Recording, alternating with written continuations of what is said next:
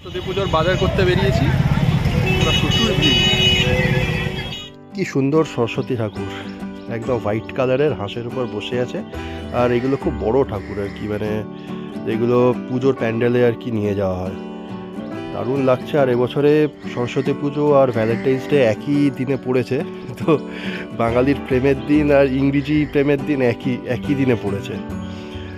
মোটামুটি বাজারে তো দেখছি বেশ ভালোই ভিড় আছে। এখানে ফুলের দোকানে প্রচুর মালা টালা সাজিয়ে রেখেছে দেখছি, আর লোকজন কিনছেও প্রচুর। আর এইখানে দেখো দশকর্মার একটা বড় দোকান, এখান থেকে আমরা দশকর্মার সব জিনিসপত্র নিয়েছি। তো এখানে সব নানা রকমের মাটির ঘট টট এগুলো সব আছে, জরির মালা আছে প্লাস্টিকের, এগুলো সাজানোর জন্য সব আছে। সব কিছু এই একই দোকানের মধ্যে পাওয়া যাবে, সেই জন্য আমরা এখান থেকে সব কিছু জিনিস নিয়ে নিলাম। আর তার পাশে আবার একটি ঠাকুরের দোকান আছে দেখলাম, এখানেও প্রচুর ছোট বড় মাঝারি সাইজের ঠাকুর আছে। ঠাকুরের দাম মোটামুটি বেশ ভালোই, মাঝারি সাইজের ঠাকুরগুলো 300-350 নিচে পাওয়া যাবে না বছরে। তো বিক্রি বাট্টা বেশ ভালোই হচ্ছে। একটা সুন্দর পাঞ্জাবি কিনবো, তার কারণ আগের দুটো যেটা আছে আমার স্টকে সেটা অনেকবার পরা হয়ে গেছে, কালকে পুজো, সেই জন্য ভাবছি একটা নতুন পাঞ্জাবি কিনে নিই। দোকানে এসে পুজোর পাঞ্জাবি বলতে বেশ কয়েকটা পাঞ্জাবি দেখালো। এখানে কয়েকটা শর্ট লিস্টেড করেছে, এই ব্লু কালার আর একটা রেড কালার। তো আমি ব্লু কালারটাই দিলাম, বেশ ভালোই লাগছে এটা। তারপরে আমি আস্তে আস্তে বাড়ি ফিরে এলাম সব বাজার নিয়ে। এখানে যতটা আমরা জানি বা মনে ছিল এর আগের বছরের থেকে, সেইভাবে আমরা কিছু বাজার নিয়ে এসেছি, যেরকম গামছা, তারপরে ঘট যেটা লাগে, দোয়াত, তারপরে চাঁদমালা, আরও নানা রকমের পঞ্চশস্য, এইসব জিনিসগুলো নিয়ে এসেছি। এটা অ্যাকচুয়ালি দোকানে গিয়ে বলেছি যে সরস্বতী পুজোর জিনিস দাও, তো যেটা ভালো বুঝেছে সেটা দিয়ে দিয়েছে। এবার মা হচ্ছে এক্সপার্ট, তো এইগুলো দেখার পরে আর যা যা বাকি থাকবে সেইগুলো মা আলাদা করে আনবে বলেছে। এখানে দেখো ঠাকুরও এনেছি, এই ঠাকুরটি পড়েছে 350 টাকা, বেশ ভালো সুন্দর ঠাকুর, বাসন্তী কালারের। আর মা এখানে ওই তীরকাঠি পোতার জন্য মাটি গুলে মেখে 5খানা মণ্ড করে রেখেছে, তো এইটা লাগবে, ঘটও বসাতে লাগবে। প্লাস কিছু ফলও এনেছি, যেটা 5 রকমের ফল দিতে হয়, পেয়ারা, সবেদা, তারপরে নারকেল কুল, কমলা লেবু, কলা, এগুলো সব আনা হয়েছে। শাকালুও দেখতে পাচ্ছ, তো এইসব জিনিসগুলো আনা হয়েছে। পুজোয় বেশ কিছু গোটা সবজিও লাগে, তো সেটার জন্য বাজার থেকে আমি কিছু বেগুন, কাঁচকলা, আলু এগুলো সব নিয়ে এসেছি।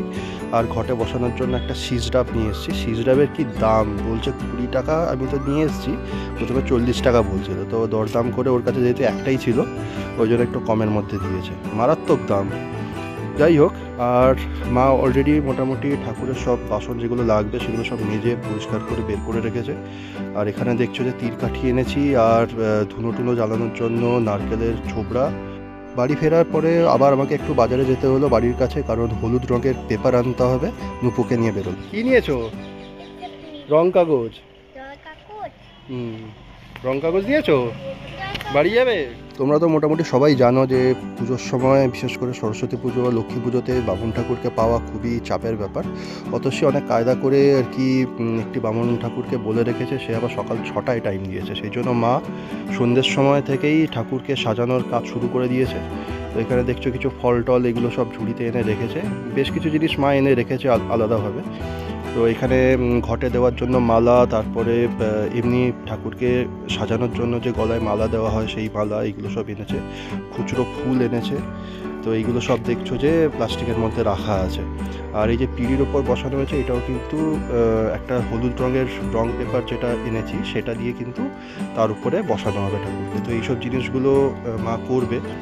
এইখানে দেখছো যে সন্দেশ এনে রেখেছে, সন্দেশ, মিষ্টি এগুলো সব আছে।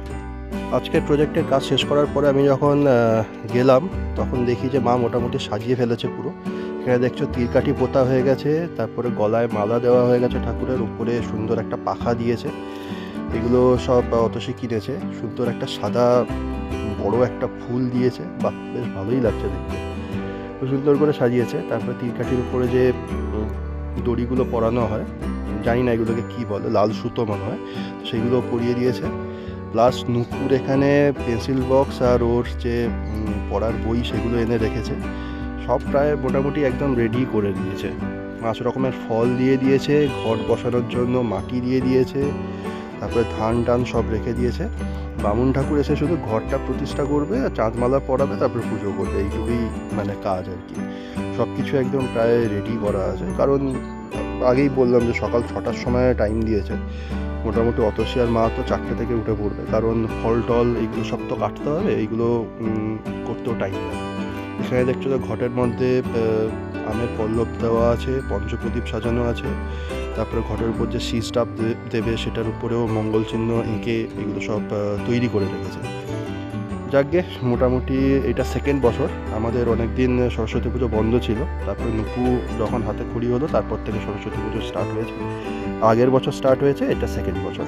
ঠাকুরমশাই একেবারে পাংচুয়ালি 6টার সময় চলে এসছে সকাল। তো আমি তড়িঘড়ি নুপুকে পাঞ্জাবি আর ওর নতুন কেনা একটা জিন্স পরিয়ে দিয়েছি। ওকেই তো, ওরই তো পুজো।